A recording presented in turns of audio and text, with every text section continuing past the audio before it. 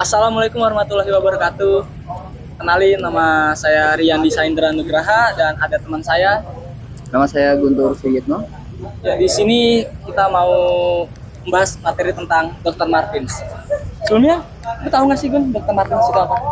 Tahu dong, merek yang cukup ikonik, dipakai semua orang, tahan lama, bagus, ikonik, timeless desainnya.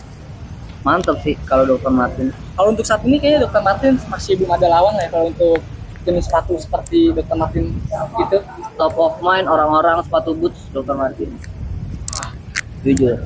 Gimana kita langsung lanjut aja ke sejarah Dr. Martins. Boleh. Langsung sejarahnya Oke, kali kita ya. langsung lanjut ke sejarah Dr. Martin. Mungkin kalian sudah tidak asing lagi kan dengan brand Dr. Martins. Brand sepatu ikonik asal Inggris yang dikenal dengan desain kuat, sol tebal berjahit kuning, dan daya tahan tinggi. Awal digunakan sebagai sepatu kerja, kini Dr. Martins jadi simbol ekspresi diri, kebebasan, dan gaya street fashion. Dengan perpaduan fungsi, kualitas, dan karakter label, Dr. Martins terus relevan hingga sekarang. Oke, kita bahas lagi sedikit walaupun tadi sudah ada beberapa pembahasan ya soal SWOT-nya. Tapi kita akan mau bahas sedikit soal strength dari atau kekuatan dari Dr. Martin. Sebelumnya kalau yang dari pandangan lu, kekuatan dari Dr. Martins itu apa ya sih, Min? Ikonik. Iconic sign itu? Sejarahnya cukup panjang dari mulai Perang Dunia bahkan sampai ke era 70 sampai 80, di mana era-era perlawanan soal industri itu kencang-kencangnya. Anak-anak muda itu semua protes, mereka mau kebebasan. Dan salah satu yang cukup ikonik adalah fashion design dari anak-anak punk rock pada saat itu. Oh, punk rock pakainya Dr. Martin. Martin.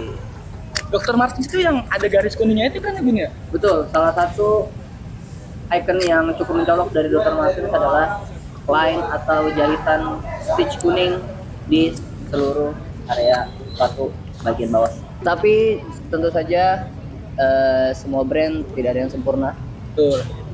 Dr. Martens masih memiliki beberapa kelemahan, terutama di pasar Asia ya, di Indonesia. Dengan harga yang cukup tinggi, masih banyak orang-orang tuh belum yakin kalau Dr. Martens ini produk yang bagus. Tapi worth it nggak sih kalau untuk dibeli di Asia ini, di pasar Asia? Kalau untuk worth it atau tidak, tentu saja worth it ya teman-teman. Karena bahan yang dipakai itu premium, durability-nya sudah terbukti dari mulai bertahun-tahun. Bahkan ada kemarin ada yang posting tuh Dr. Martens dia punya bapak ya. Dari dia bapak yang muda sampai anak muda gede masih dipakai, masih bisa dipakai. Bahkan Dr. Martens atau sepatu kulit sih ya, makin lama tuh malah justru makin bagus. Oh, vintage gitu. Vintage. Ya. Jadi Oke. ada kerutan-kerutan tuh malah justru keren aja gitu. Oh, berarti kalau Dr. Martins itu misal baru-baru itu kan terkenal keras ya, itu salah satu kelemahannya itu juga ya, makanya harus lebih sering dipakai daily. Sebenarnya untuk bukan Dr. Martens aja ya, semua sepatu kulit itu kalau kalian beli baru dan kalian belinya itu produk massal, itu pasti keras. Karena mereka bahannya kulit dan butuh waktu untuk break in atau menyesuaikan dari kaki kita. Oke. Tapi sudah banyak tips dan trik yang di share para pecinta Doc Mart ini, gimana caranya untuk break in sepatunya lebih cepat. Itu kalian bisa cari tuh di YouTube, cara break in Doc Mart dengan cepat, cara break in sepatunya biar cepat empuk, itu udah banyak. Oh, udah banyak berarti informasi-informasi Banyak. tentang cara itu ya, Gun ya. Betul. Selanjutnya kita mau bahas apa lagi nih, Gun? Tadi weakness sudah, strength sudah, kemudian opportunity atau kesempatan. Kalau di Indonesia sendiri, Dr. Martens ini punya kesempatan yang cukup bagus untuk meningkatkan brand identitasnya. Karena saat ini brand fashion designer, kemudian para pecinta fashion itu lagi ngarahnya ke produk-produk yang sustainable, Oke. kemudian awet, tahan lama, dan juga punya keversatilan yang banyak. Jadi bisa dipakai di mana aja. Dan salah satunya Dr. Martens. Oh, pantesan ya sekarang banyak anak-anak muda yang outfit dari atas full black, sepatunya kulit. Betul. Lebih fleksibel aja dipakainya. Betul. Karena itu ya alasannya pada beli Dr. Martens. Ya, jadi anak-anak zaman sekarang lagi suka yang vintage, lagi suka yang warnanya tuh tidak terlalu mencolok. Oke. Jadi bisa dipakai semua occasion. Tapi lu ada niatan untuk beli Dr. Martens juga? Udah punya dong. Udah punya. Udah punya. Kebetulan lagi nggak pakai, tapi salah satu sepatu andalan kalau bingung mau kemana, bingung mau pakai sepatu apa, Dr. Martens jadi salah Dr. Martens satu kuncinya ya, salah satu kuncinya. Oke. Dari atas sudah oke, tengah oke, celana oke, kalau sepatunya kurang sih kurang.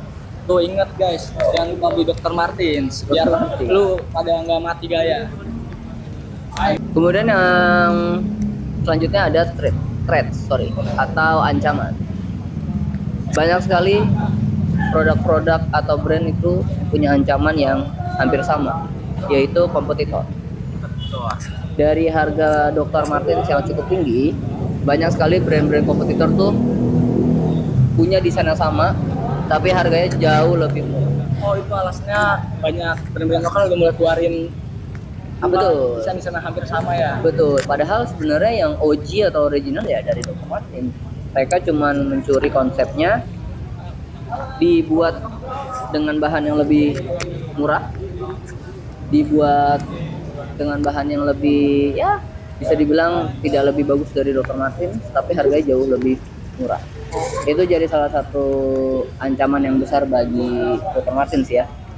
Berarti lumayan juga itu ya untuk pasarnya, jadi penjualan agak bisa turun juga kalau banyak lokal-lokal yang ngikutin desain dari Dr. Martens itu ya Gun ya? Betul. Jadi untuk saat ini Dr. Martens punya ancaman yang cukup besar dari kompetitor. Bukan cuma dari segi desain, tapi dari segi harga mereka jauh lebih murah. Gitu. Kemudian ada perubahan atau siklus fashion, di mana itu siklus fashion itu fluktuatif ya. Fluktuatif. Jadi bisa berubah-berubah dengan cepat. Makanya salah satu ancamannya itu dia tadi, orang-orang lagi sukanya apa. Kalau nanti tahun depan mereka mulai suka yang berwarna-warna lagi seperti tahun 2017-2018, kemungkinan ini jadi ancaman juga buat Dr. Martens. Tapi kayaknya sih kalau untuk Dr. Martens mah masih ada komunitas atau pasar sendiri ya. Itu dia, timeless, desain yang timeless. Jadi kalian bisa pakai mau zamannya apa, mau tahun berapa, Dr. Martens itu jadi salah satu sepatu yang akan cocok aja. Mau Nggak akan dipakai mati berarti ya Nggak untuk Dr. Martens. fashionnya akan timeless. Tuh. Selanjutnya ada problem statement teman-teman,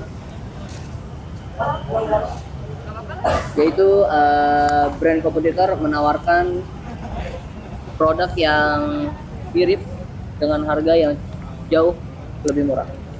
Jadi gimana caranya Dr. Martens ini bisa meningkatkan dan menegaskan kalau dia ini brand yang premium dan juga durability yang oke dan juga timeless. Oh itu berarti seperti tadi yang dijelasin itu ya tentang ancaman dari brand Dr. Martens berikut itu ya. Jadi salah satu ancaman dan problem statement yang kita hadapi saat ini adalah kompetitor yang lebih murah tapi meniru. Selanjutnya ada goals and objective. Tapi mungkin kita berdua kurang paham ya tentang itu. Betul, kayaknya ada teman kita yang lebih paham. Oke, salah satu anggota kita yang bilang Lagi sakit ya. lagi sakit. Gimana kita telepon dulu? Telepon aja kali ya. Video call aja kali. Dia ngomong sama Marcella. Halo Marcella, tolong jelasin goals and objektifnya, tolong kita tidak paham. Iya, Oke, thank you ya. Baik, selanjutnya saya akan menjelaskan tentang goals and objective dari brand Doc Martens. Goals atau tujuan jangka panjang dari brand Doc Martens adalah memperkuat positioning sebagai sepatu yang awet dan timeless di pasar Indonesia. Yang kedua, meningkatkan awareness dan pemahaman konsumen mengenai value utama brand seperti kualitas dan desain ikonik dari sepatu Doc Martens. Yang ketiga, membangun kedekatan dengan segmen muda yang mengutamakan nilai jangka panjang.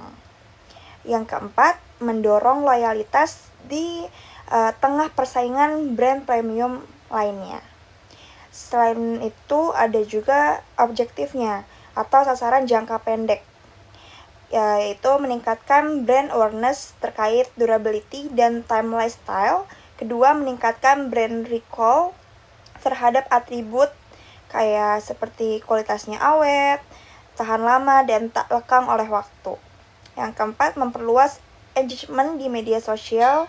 Yang kelima, mengutamakan loyalitas melalui storytelling dan komunitas. Nah, siapa sih target audiens yang diincar oleh brand Doc Martens? Tentunya Gen Z.